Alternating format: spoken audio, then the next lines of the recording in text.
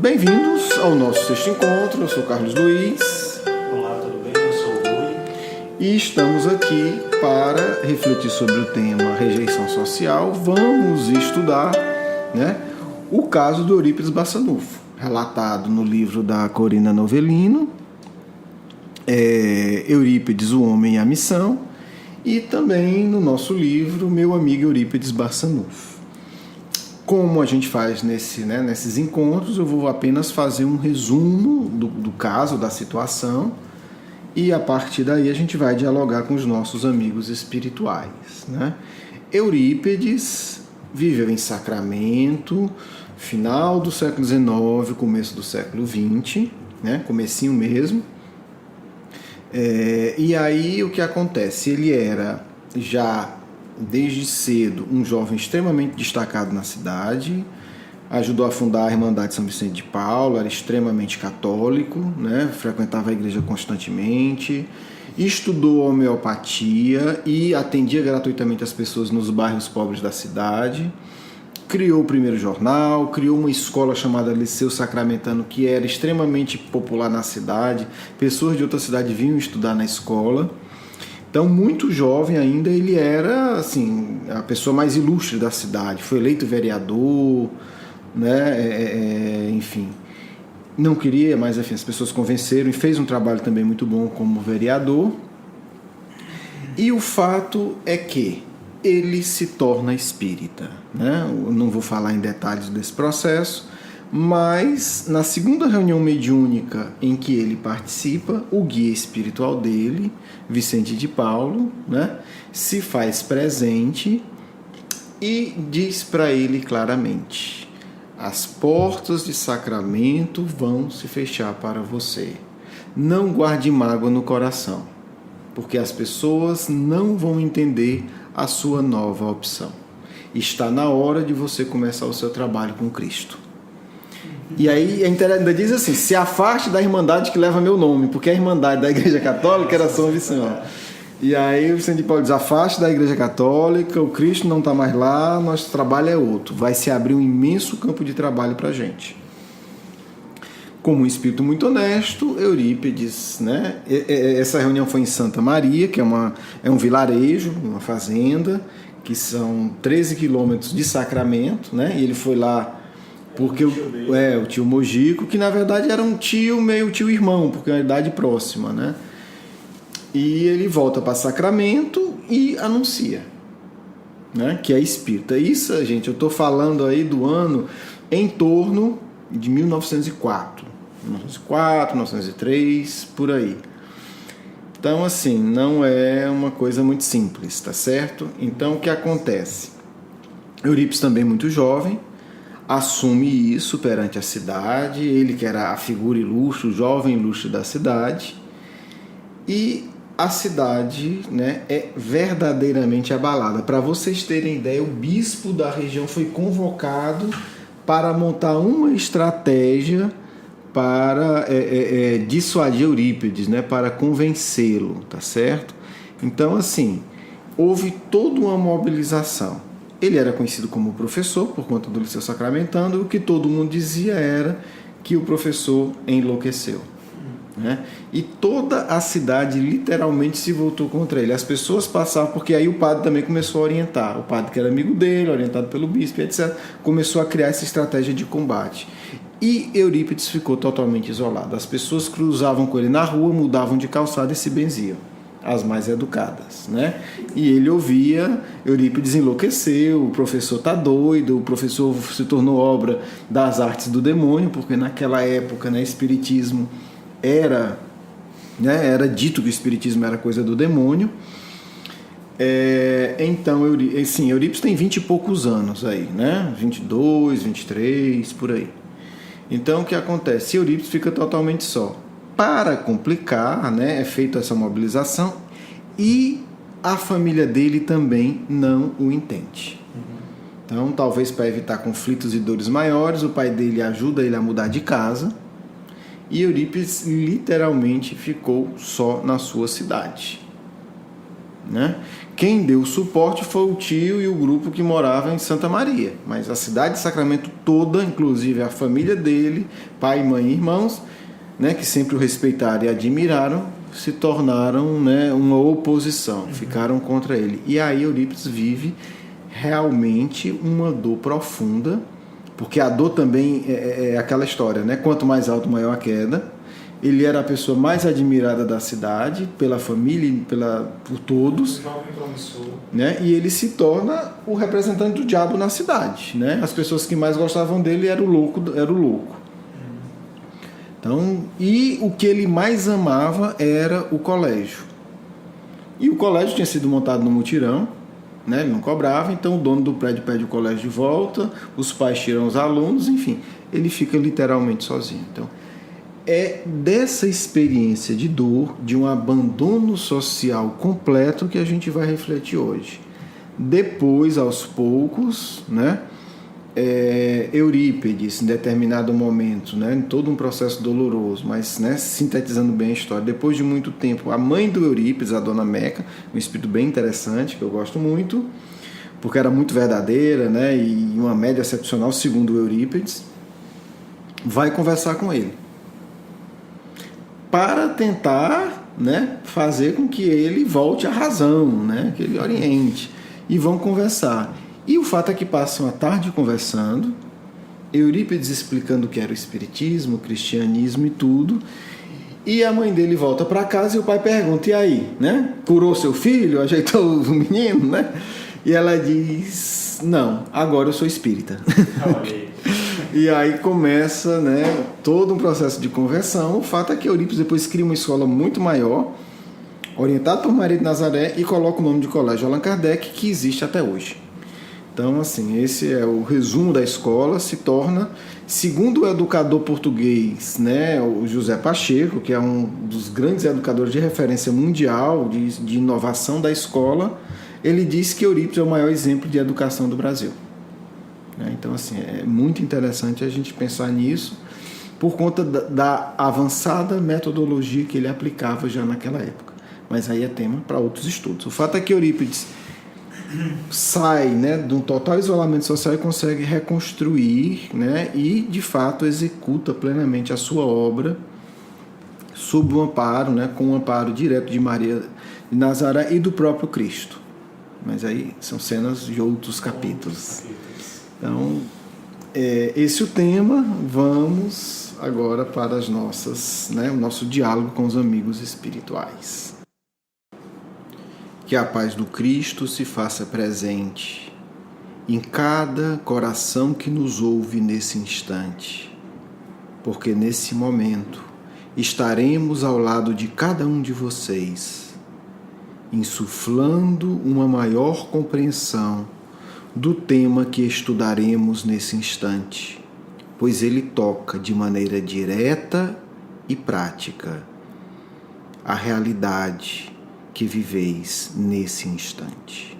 Colocamo-nos, portanto, de forma fraterna e amiga à disposição para as reflexões do encontro de hoje. Agradecendo essa oportunidade, como primeira pergunta,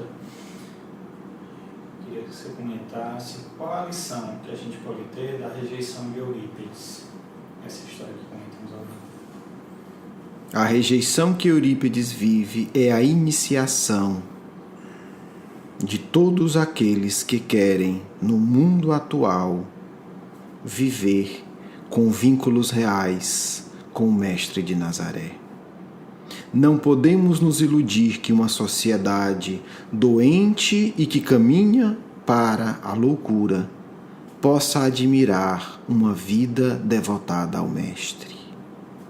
Se Eurípides foi vítima da trama sórdida de acusação de práticas indébitas, mesmo demoníacas, o cristão verdadeiro, na atualidade, será acusado de um cultor da morte, da tristeza, porque naturalmente se recusará a viver os prazeres sórdidos que desequilibram o corpo e a alma. E sendo Eurípides o líder dessa nova geração, o que significa isso para ela? O mentor da nova geração fez questão de vir primeiro dar o exemplo. Mostrar que se o abandono existe, também é possível converter os corações doentes em amigos ou, pelo menos, amenizar a raiva de muitos. Eurípides, como líder do grupo de espíritos hoje reencarnados no mundo, é o modelo a ser seguido. Uma honestidade que não calcula os próprios interesses. Uma entrega serena e plena à tarefa que lhe cabe. Uma devoção que não é feita de discursos frios e melosos, mas é realizada de forma organizada e plena a cada dia da existência, a cada hora em que o Criador lhe dá e lhe a utiliza para cumprir os seus deveres. Assim é o líder da nova geração. Assim devem ser os discípulos dele, os espíritos que estão nascidos no mundo para reestruturar não apenas o movimento espírita, mas para ensinar à sociedade brasileira o que significa seguir o Consolador. E porque temos tanta necessidade em sermos aceitos pela sociedade e, ao mesmo tempo, a gente tem tanto preconceito contra os ditos diferentes de nós? Por que existe essa divergência? Uma vez que desconhecemos o amor do Cristo, a insegurança psíquica se instala na criatura. Ela teme ser rejeitada. Por isso, sintoniza-se com os outros medrosos para rejeitarem uma terceira pessoa, na ilusão infeliz de que rejeitar o outro lhe poupará de ser rejeitada. Mas esse ciclo vicioso perpetua-se a si mesmo, gerando fatalmente a rejeição para aquele que rejeita. Em um nível mais profundo, ele rejeitará a si mesmo a cada dia da existência. O que fazer para ter uma postura mais madura? O rompimento desse ciclo, meu amigo, se dá apenas quando o indivíduo aprende a aceitar o amor de Deus representado pelo Cristo. Quando ele entende que precisa amar-se como é amado por Deus. Deus é o grande paradigma da eternidade. Como a criatura extremamente limitada, vem o Cristo ao mundo representar esse paradigma em forma humana. Nas relações do dia a dia, nas relações sociais. A forma de superação, portanto, do vício, porque é uma distorção psíquica de rejeitar e rejeitar-se, é a aceitação tranquila de que todos estamos na criação divina e que nada é concebível para nós além da criação divina, a não ser o próprio Deus. Portanto, o indivíduo lúcido compreende que nunca, nem ele e nem ninguém, poderá ser expulso da criação.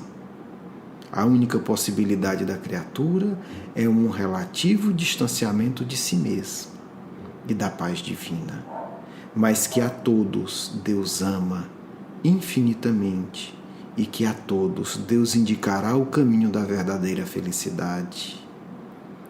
Para que isso não fique em termos teóricos, basta lembrar que muitas vezes os espíritos iluminados que vos causam impacto positivo e respeito foram grandes criminosos das trevas, como o estudo espírita irá revelar cada vez mais para aqueles que se aprofundarem nessa temática.